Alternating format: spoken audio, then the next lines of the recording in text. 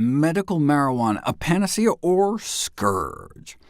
For 5,000 years, cannabis has been used throughout the world for medicinal purposes, even prescribed by American physicians early on, a fact that's often used by medical marijuana proponents to justify modern medical applications.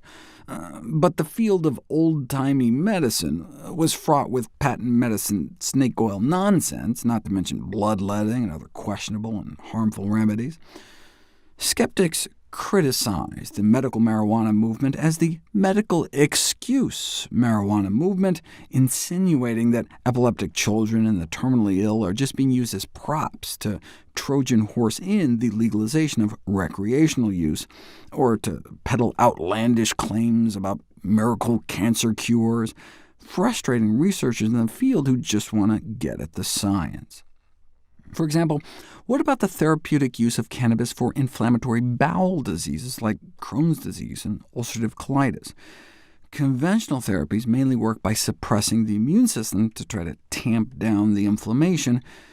Given the limited therapy options and known adverse side effects from these drugs, often people suffering these diseases ended up having to get inflamed sections of their bowels removed surgically. So you can see why there's so much interest in alternative approaches.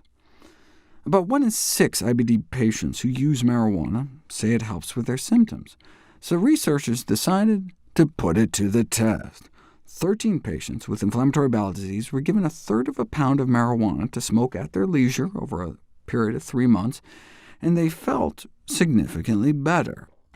Now, there's no control groups. You don't know if they would have gotten better anyway, or what role the placebo effect may have played.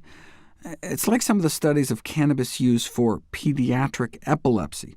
Response rates of over 30%, seizure frequency cut in half in 1/3 of the kids. That's amazing! Until you realize you can sometimes get the same kind of amazing response giving kids nothing, giving them a sugar pill placebo.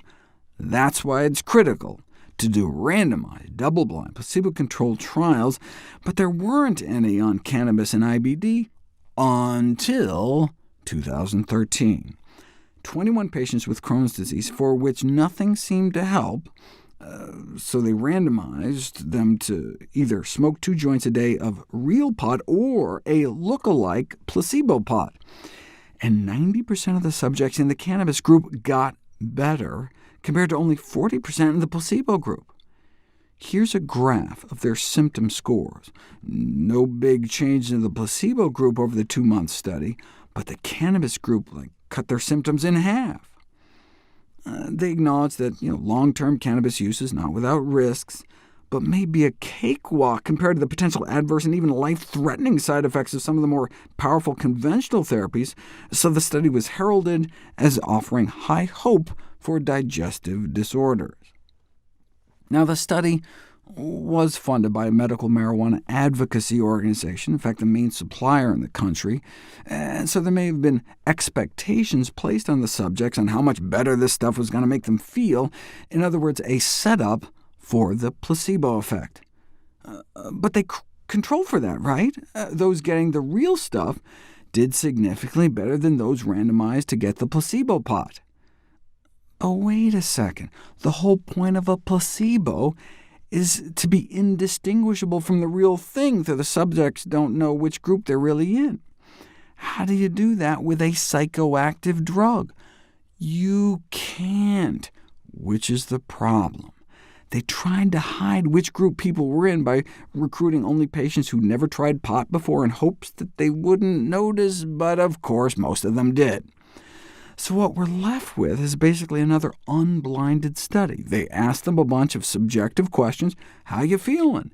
And those who mostly knew they were taking the drug said they were feeling better.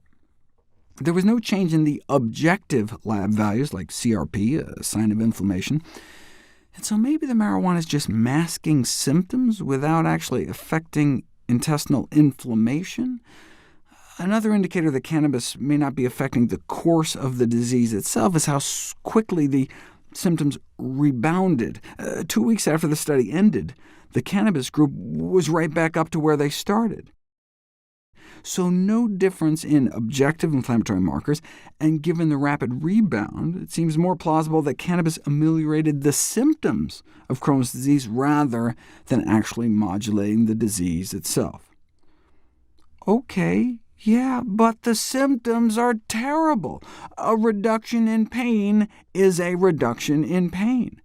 From the point of view of the patients, a marked symptomatic improvement and ability to resume normal life is not trivial, whether or not the inflammation persists. Unless, of course, cannabis somehow made the disease worse in the long run.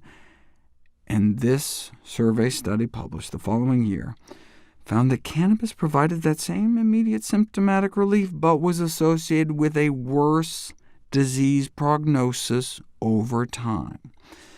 Patients with inflammatory bowel disease reported that cannabis improved their pain, cramping, and diarrhea, but use for more than 6 months in Crohn's patients appeared to be a strong predictor of them ending up in surgery, 5 times the odds of them ending up under the knife. Now, there's 2 possible explanations for this. It's quite possible that it was the increased severity that led to the cannabis use, and not the other way around. But the alternative explanation is that cannabis use may worsen the prognosis, leading to greater surgeries and hospitalizations. That's why we really need prospective clinical trials where we follow people over time to see which came first. But until then, maybe we should consider cannabis use in IBD as potentially harmful, not just to err on the side of caution, but there was this other study on hepatitis C patients that found that daily cannabis use was associated with nearly 7 times the odds of worse liver fibrosis, which is like scar tissue. And so, hey, if cannabis really does make fibrosis worse, then that could potentially explain why cannabis users with IBD may be more likely to end up on the operating table.